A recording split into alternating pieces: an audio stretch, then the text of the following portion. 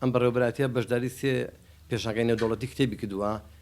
پێشانگای نێودەوڵەتی کتێب لە فرانکفۆرت لە وڵاتی ئەڵمانیا، پێشانگای نێودەوڵەتی کتێب لە شاری سنام، هەروەها پێشانگای نێودەوڵەتی کتێب لە شاری هەولێر. بەشداری ئەو سێ پێشانگای کردووە. جگە لەوە لەم بەڕێوەبەراتیە لە ساڵی 2009 8,000 کتێب بەخشراوە. ئەم کتێبانە بەخشراوە بە کتێبخانەی قوتابخانەکان، فەرمانگەکان، هەروەها ژمارەیەک لەو کەسایەتیانی کە سەردانیان کردوون.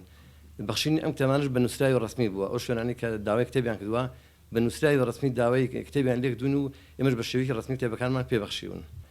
هیچ داهاتێک نەبوو بۆ چاپکردنی کتێب، بەڵام لە ساڵی ڕابردووە بە چاودێری بەڕێز وەزیرە ڕۆشنبیری بڕێک پارە تەرخان کرا بۆ چاپکردنی کتێب. ئێمە وەکو بەڕێوەبەراتی ڕاگەاندن چاپ و بڵاوکردنی سلێمانی ئەرکی هەڵسەنگاندن و دەرخسێ ئەو کتێبانەمان پێبەخشرا.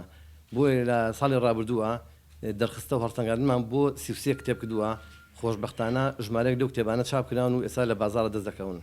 بۆ چاودێریکردنی کەناڵەکانی تەلەڤیزۆن، هەم کەناڵ ئاسمانەکان، هەم کەناڵی لۆکاڵەکان، هەم ڕادیۆکان هۆبەیەک ماگرێتەوە بە ناوی هۆبەی چاودێری و کۆنتترۆڵ.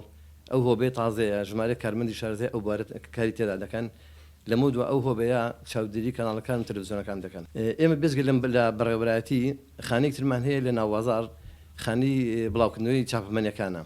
لە ساڵی ڕابردووە 2475 کتێب کە هی بەڕێوەبەرەکان لەو خانەیە فرۆشراوە.